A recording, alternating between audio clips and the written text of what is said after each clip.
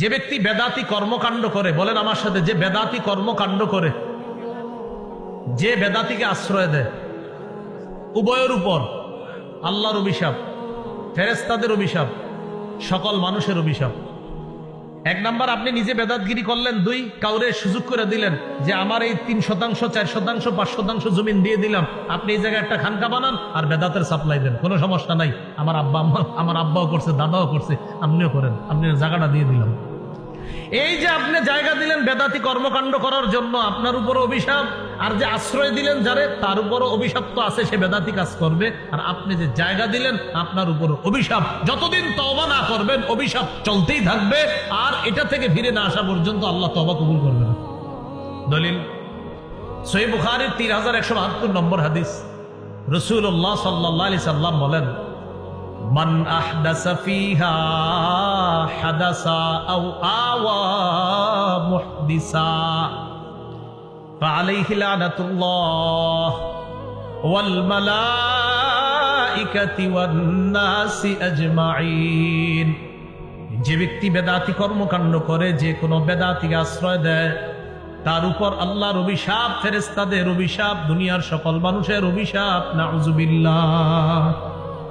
কি শিখলাম ভাই? কোন বেদাতিকে আশ্রয় দিব না, বলেন ইনশাআল্লাহ। বেদাতের 4 নাম্বার ভয়াবহতা, বলেন আমার সাথে। একটা বেদাত কোন এলাকায় প্রতিষ্ঠিত হয়ে গেলে ওই এলাকা থেকে একটা সুন্নত আল্লাহ উঠায় নেয়। সেই সুন্নতটি কিয়ামত পর্যন্ত ওই জাতির কাছে আর ফিরিয়ে দেয় না। কোন এলাকায় একটা বেদাত প্রতিষ্ঠিত হবে, আল্লাহ একটা সুন্নত উঠায় নিবে, এই সুন্নত আর কিয়ামতের আগে ফিরিয়ে দিবে না। দলিল সুনানে দারিমি, ইমাম দারিমি রাহিমাহুল্লাহ হাদিস আনছেন মুকদ্দিমার মধ্যে 94 নম্বর হাদিস। قال رسول الله صلى الله عليه وسلم ما ابتدع قوم بدعة في دينهم إلا نزع الله من سنتهم سنتا وفي رواية من سننهم سنتا।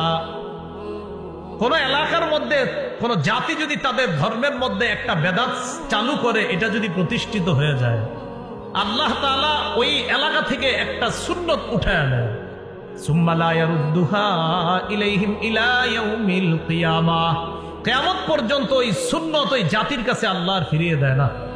এই জন্য এলাকার উলামায়ে হযরত আছেন, এলাকাবাসীর কাছে আমার উদাত্ত আহ্বান, এলাকার মধ্যে যদি কোনো বেদাত দেখেন চালু হয়, কেউ যদি কোনো বেদাত প্রতিষ্ঠিত করে, আলেমদের সাথে মিলেমিশে সম্মিলিতভাবে ওই বেদাতের প্রতিবাদ করবেন, ওই বেদাতকে এলাকা থেকে দূর করবেন। না হয় কপাল খারাপ, কিন্তু আপনাদের সুন্নত কিন্তু আল্লাহ উঠায় নেবেন। ইবনে মাজার বর্ণনা 2865 নম্বর হাদিস, 2865 নম্বর হাদিস। এই হাদিসের মধ্যে আছে ক্বালা রাসূলুল্লাহ সাল্লাল্লাহু আলাইহি ওয়াসাল্লাম, নবীজি বলেন, ইন্নাহু সায়ালি আমরাকুম মিন বা'দি রিজাল ইউতফিউনা সুন্নাহ ওয়া ইউহদিসুনা বিদআহ ওয়া ইউআখিরুনা আস-সালাতা আন মাওয়াকিতিহা। নবী বলেন, আমার পর তোমাদের ধর্মীয় দায়িত্বশীল হবে এমন মানুষরা, যারা সুন্নতকে মিটাইয়া দিবে। যারা কি মিটাইয়া দিবে? সুন্নত। আপনাদের সামনে এরকম এরকম মানুষ বসে, সামনে লাখ লাখ মানুষ বসে, এই লোক হাজার হাজার লাখ লাখ মানুষের সামনে বৈশা সুন্নত মিটাইয়া দিচ্ছে, এবং তাকে আপনারা দ্বীনের নেতা মনে করতেছেন। নবীজি বলতেছেন, আমার পরে ধর্মীয় নেতা হবে এমন এমন মানুষ, ইউতফিউনা সুন্নাহ, যারা সুন্নতকে নিভিয়ে দিবে, ওয়া ইউহদিসুনা বিদআহ, যারা বেদাত প্রতিষ্ঠিত করবে, ওয়া ইউআখিরুনা আস-সালাতা আন মাওয়াকিতিহা, যারা সময় মতো নামাজকে নিতে নিতে নিতে নিতে একদম শেষ হতে গিয়ে নামাজ পড়বে। আসরের নামাজ কোনো মতে সূর্য ডুবার সময় গিয়ে আল্লাহু আকবার 4টা ঠুকুর দিবে, এরকম করবে।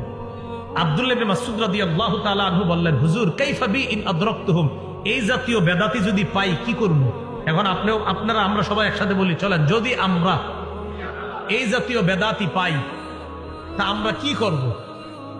নবীজি জবাব দিয়ে দিয়েছে, লাইসা তাআতুন লিমান আসাল্লাহ, যে আল্লাহর নাফরমানি করে তার কথা মানা যাবে না, যে আল্লাহর নাফরমানি করে তার কথা মানা যাবে না। অতএব যে সুন্নতকে নিভায়া দেয়, বেদাত সৃষ্টি করে, সে আল্লাহর নাফরমান। নবী বলতেছে এই নাফরমানের কথা মানা যাবে না। নাফরমানের কথা কি করা যাবে না? মানা যাবে না। এই হলো বেদাতের 4 নাম্বার ভয়াবহতা। বেদাতের 5 নাম্বার ভয়াবহতা, যে ব্যক্তি বেদাতগিরি করে, আল্লাহ না করেন যদি এই আকীদা নিয়ে মারা যায় যে মরার সময় তার বেদাতি আকীদা, বাস তার ঠিকানা জাহান্নাম।